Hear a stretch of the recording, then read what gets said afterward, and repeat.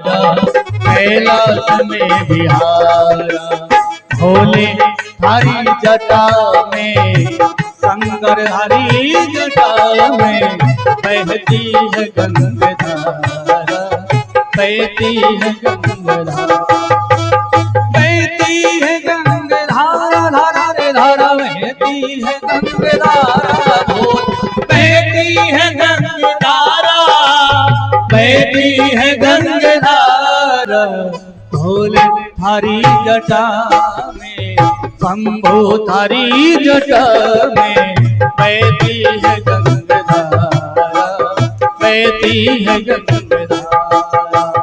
हर हर महादेव।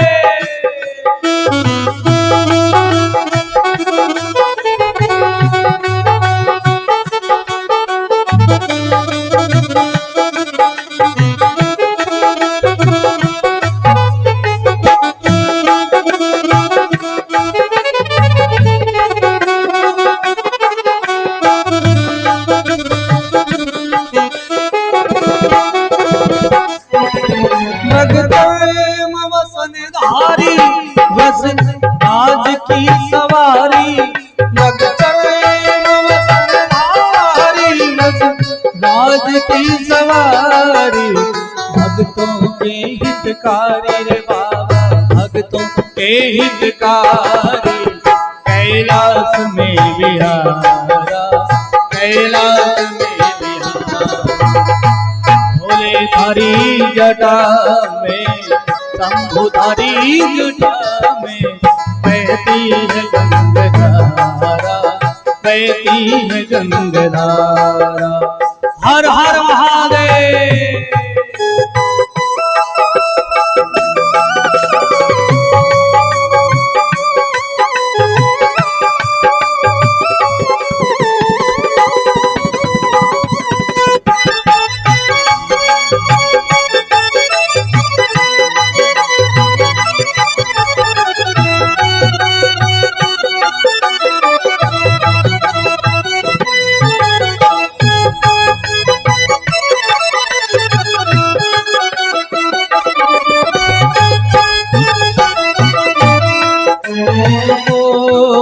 प्रगति में तेजवासी, कटे नाग बंद पासी, प्रगति में तेज राशि, कटे नाग बंद पासी, गिरिजा संग में दासी रे बाबा, गिरिजा संग में दासी, सब विश्व के आधारा, विश्व के आधारा, भोले थारी जटा में, शंकर धारी जटा में, बहती है गंगाधारा, बहती है गंगाधारा, भोले थारी जटा में, शंकर धारी जटा में, बहती है गंगाधारा, बहती है गंगाधारा। हर हर महादेव। हो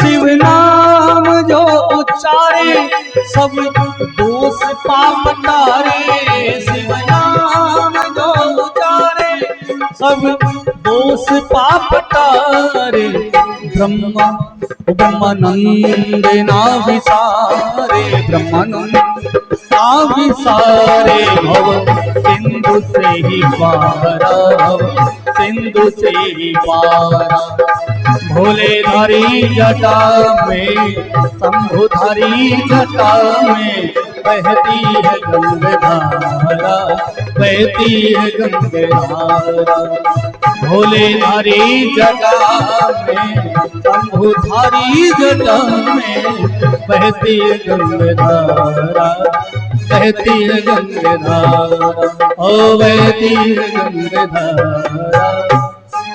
बहती है गंगाधारा। बोलिए हर हर महादेव शंभो। इसी प्रकार 14 रूपी 14 मुखी रुद्राक्ष की कथा आपने स्मरण की। अब आपको ये थोड़ा संशय होता है कि असली रुद्राक्ष कौन सा है और नकली कौन सा है, उसकी पहचान कैसे करें। लेकिन आज के समय में पहचान करना तो असंभव ही है।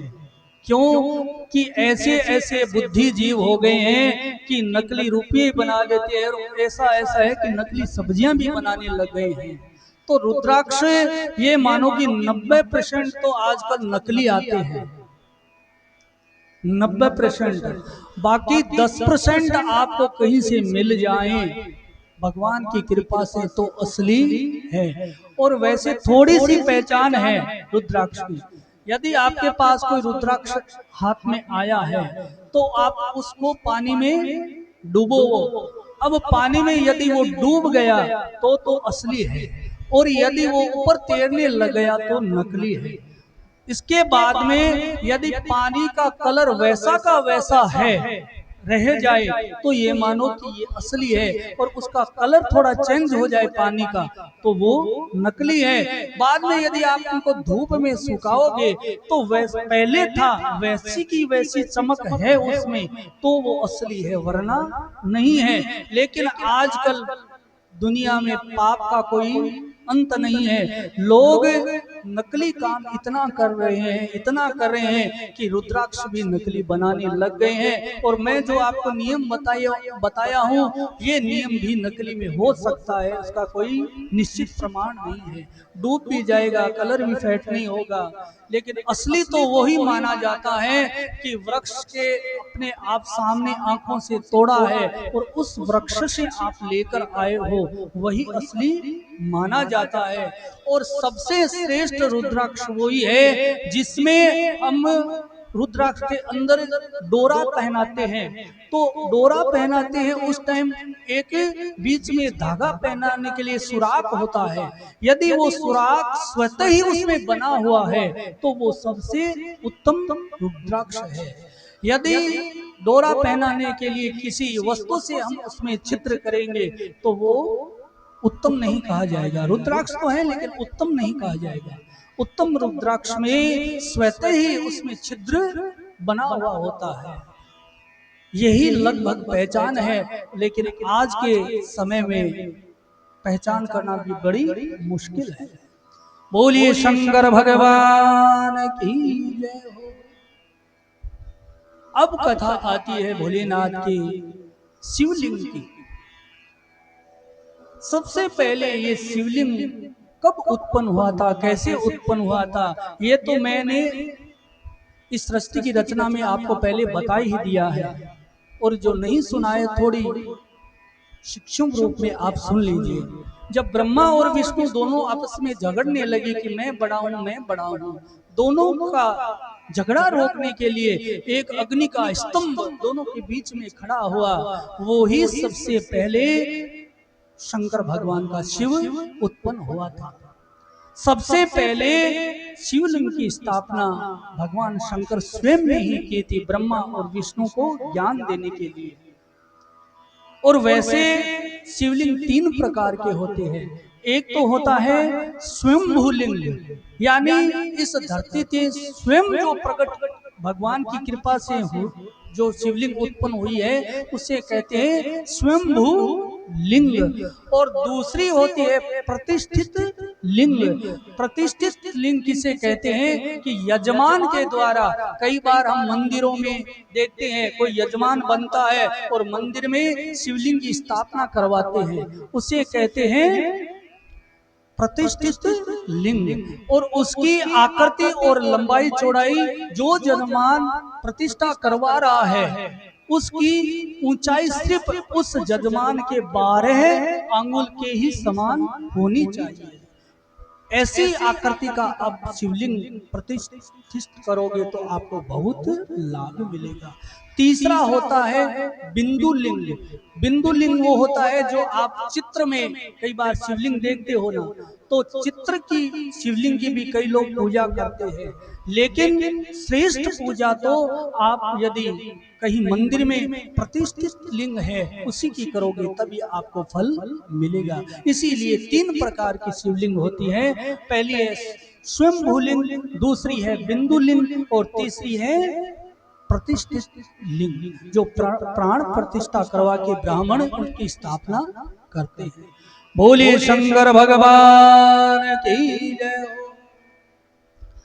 अब आगे कथा आती है कि घर में यदि हम शिवलिंग रखें, पूजा करें, तो कितनी बड़ी शिवलिंग घर में रखनी चाहिए और कौन सी शिवलिंग लाकर हम घर में उनकी पूजा करें। यदि आप घर में कोई शिवलिंग रखते हो तो उस घर में शिवलिंग सिर्फ और सिर्फ अनुष्ट मात्र यानी हमारा अंगूठा है, उनसे बड़ी शिवलिंग नहीं होनी चाहिए। अंगूठे के समान इतनी ही बड़ी और घर में आप शिवलिंग ला सकते हो और उसकी पूजा करा सकते हो। जब भी आप लाओ तो ब्राह्मण के द्वारा उसे प्राण डालकर प्राण प्रतिष्ठा घर में करवाकर और उसकी पूजा शुरू कर सकते हो। अब आपके प्रश्न उठता है कि महाराज शिवलिंग तो कई प्रकार की बनती है, लकड़ी की भी बनती है, पत्थर की भी बनती है, सोने की भी बनती है, चांदी की भी बनती है, कई प्रकार की पीतल की भी बनती है, लोहे की भी बनती है। सबसे श्रेष्ठ कौन सी शिवलिंग है, किसकी पूजा करें? अब यदि आप सोने और चांदी की यदि घर में शिवलिंग लाओगे तो उनकी भी पूजा आप कर सकते हो। सोने और चांदी की घर में शिवलिंग है तो उनकी यदि आप पूजा करोगे तो आपके घर में वैभव और समृद्धि हमेशा बनी रहेगी। यदि आप पीतल की शिवलिंग की पूजा कर रहे हो तो यदि आपको शारीरिक दुख है तो आपका शारीरिक सुख हो जाएगा, वो दुख मिट जाएगा। और यदि आप पत्थर की शिवलिंग घर में प्रतिष्ठित है पूजा कर रहे हो, यदि आप पत्थर की शिवलिंग की पूजा कर रहे हो तो जब आपका अंत समय आएगा तो आपके सारे पाप मिट जाएंगे और मोक्ष की प्राप्ति हो जाएगी। और इसके बाद आता है स्फटिक लिंग। उसकी यदि आप पूजा करोगे तो आप में आत्म बल अपने आप स्वतः ही आत्म बल आ जाएगा। कई बार हम कोई काम करना तो चाहते हैं लेकिन फिर निराश हो जाते हैं कि भाई ये काम मैं नहीं कर सकता, ये काम मेरे से नहीं हो सकता। लेकिन आप स्फटिक लिंग की यदि घर में पूजा करोगे तो आत्म बल स्वतः ही आपको आ जाएगा, विवेक अपने आप मिलने लग जाएगा। इसके बाद आती है पारद यानी पारा, पारे की भी शिवलिंग आती है। यदि आप पारद या पारा की शिवलिंग लाकर घर में पूजा कर रहे हो तो उसको प्राण प्रतिष्ठा करवाने की जरूरत नहीं है, क्योंकि पारे की शिवलिंग स्वतः ही प्राण प्रतिष्ठित होती है, उसे प्राण प्रतिष्ठा करवाने की जरूरत नहीं है। लेकिन जिसके घर में पारद पारा की जो शिवलिंग है उसकी पूजा बहुत कठिन है। यदि आप लोगों की देखा देखी में घर पे ले तो आए और उनकी पूजा यदि सही ढंग से नहीं की तो आपका कार्य उल्टा भी हो सकता है, शुभ का अशुभ भी हो सकता है। जिसके घर में पारे की शिवलिंग है तो निश्चित समय यदि आप सुबह 5 या 6 बजे उसकी पूजा करते हो, चाहे कितना भी जरूरी काम हो जाए लेकिन उस शिवलिंग की तो आपको पूजा करनी ही पड़ेगी। हम क्या करते हैं, कई बार शादी में चले जाते हैं, कई बार कहीं चले जाते हैं, उस दिन घर में भगवान के मंदिर की पूजा नहीं करते हैं। बहुत लोगों के घर में होता है, भाई कोई काम हो गया घर के ताला देकर 2 दिन चले गए, घर के मंदिर की पूजा भी हम नहीं कर रहे हैं। तो यदि आपके घर में पारे की शिवलिंग है तो उसकी पूजा आपको करना अनिवार्य ही होता है। यदि एक भी दिन आप चूक गए तो आपके घर में अशांति अशुभता आ सकती है। इसीलिए किसी को देखा देखी पारे की शिवलिंग घर में प्रतिष्ठित नहीं करवानी चाहिए। यदि घर में लानी है तो मेरे कहने का तो यही अर्थ है कि आप पत्थर की शिवलिंग लाओ, चाहे काले पत्थर की लाओ चाहे सफेद पत्थर की लाओ। पत्थर की शिवलिंग से आपको मोक्ष की भी प्राप्ति होगी और आप जितने भी पाप किए हैं उनकी आपको मोक्ष की प्राप्ति होगी, पाप भी दूर होंगे। और हो सकता है कई बार आप पूजा नहीं भी की है तो आपको कोई पाप नहीं लगेगा। इसीलिए कहने का अर्थ यही है कि आप घर के अंदर यदि लाओ तो पत्थर की ही शिवलिंग लाओ और वो उनकी भी लंबाई कितनी होनी चाहिए, सिर्फ और सिर्फ अपने अनुष्ठ मात्र के समान ही होनी चाहिए। पत्थर की शिवलिंग आप ले आइए और चाहे जो जलहरी होती है वो आप किसी की बनवा सकते हो, चांदी की बनवा सकते हो, हैसियत के अनुसार सोने की भी बनवा सकते हो, पीतल की भी बनवा सकते हो, जो आपकी इच्छा है उसकी आप जलहरी बना सकते हो। बोली शंकर भगवान की जय हो। हर हर महादेव शंभु। काशी विश्वनाथ भगवान की। अब भाई हो सकता है कि सबसे श्रेष्ठ किस शिवलिंग को माना है। यदि आपके घर में अब सावन का महीना है, आप इतने दिन तक आपके घर में शिवलिंग नहीं है और आप सोचते हो कि हमने तो महाराज शिवलिंग घर में लाए नहीं है, हम अब उसकी पूजा कैसे करें, हमें शिव जी की घर पे पूजा करनी है, कैसे करें। तो सबसे श्रेष्ठ शिवलिंग किसे माना है, शिव पुराण में स्पष्ट लिखा है कि सबसे श्रेष्ठ शिवलिंग है वो पार्थिविक शिवलिंग है। पार्थिविक शिवलिंग किसे कहते हैं, धरती से मिट्टी लेकर उसमें गंगा जल मिलाकर जो बनाई गई शिवलिंग होती है उसे पार्थिविक शिवलिंग कहते हैं। अब पार्थिविक शिवलिंग कैसे बनाए, कौन से कलर की मिट्टी ले और कैसे बनाकर उसकी पूजा करें, पूरे ध्यान से सुनिए। सबसे श्रेष्ठ और सबसे फल देने वाली शिवलिंग है वो है पार्थिविक शिवलिंग। पार्थिविक शिवलिंग 4 प्रकार से बनाई जाती है। अब उसमें हमारी सृष्टि में भगवान ब्रह्मा ने 4 वर्ण बनाए हैं, ब्राह्मण, क्षत्रिय और वैश्य और शूद्र। अब लोगों के मन में आजकल गलत भावनाएं पैदा हो गई है कि वो तो ब्राह्मण है, वो क्षत्रिय है, वो वैश्य हो, वो शूद्र है। लेकिन शूद्र किसे कहते हैं और क्षत्रिय किसे कहते हैं, वैश्य किसे कहते हैं और ब्राह्मण किसे कहते हैं, शिव पुराण में स्पष्ट लिखा है। क्यों कि तुलसीदास जी ने जब रामायण लिखी थी तो उसमें लिख दिया था कि ढोल गंवार शूद्र पशु नारी सकल ताड़ना के अधिकारी। तो कुछ लोग ऐसे समझते, वो तुलसीदास जी के पास चले गए, कहा कि तूने ऐसा क्यों लिख दिया, क्यों लिख दिया, स्त्री को, शूद्र को, ढोल को ताड़ना यानी मारना क्यों चाहिए। लेकिन इसमें ताड़ना का मतलब ये नहीं है कि उसे मारो, मारने का मतलब नहीं है। ताड़ने का मतलब ये है कि गुरु के द्वारा शिक्षा प्राप्त करके और आप ऊपर की सीढ़ी प्राप्त कर सकते हो। अब मान लो जीव जब पैदा होता है, हम हैं तो किसकी संतान, कल कथा आई थी ना, राजा दक्ष की 60 कन्याएं थी और ऋषियों को, सप्त ऋषियों को विवाह किया था। हम हैं तो उन्हीं की संतान। पहले हम तो थे तो एक ही पिता के पुत्र। कई बार ऐसा होता है शादी विवाह में हम लोगों को गोत्र पूछा जाता है, पूजा करवाते पंडित जी गोत्र पूछते हैं, आपका गोत्र क्या है, याद है कि गोत्र। हाँ, किसी को अपना गोत्र याद न हो तो वो बोल सकते हैं कश्यप गोत्र है, हमारा कश्यप गोत्र है, क्योंकि हम सबसे पहले कश्यप ऋषि की ही संतान है। इसीलिए किसी को गोत्र याद न हो तो कश्यप गोत्र बोल सकते हो। कहने का भाव यही है कि हम हैं तो उसी कश्यप ऋषि की संतान, लेकिन हमने जैसा जैसा कर्म किया, कर्म के अनुसार हमें इस जाति में और वर्ण में बांट दिया गया। अब सुनो, शूद्र किसे कहते हैं, ये कोई जाति विशेष का नाम नहीं है। शूद्र किसे कहते हैं, जब जीव जन्म लेता है तो वो एकदम अज्ञान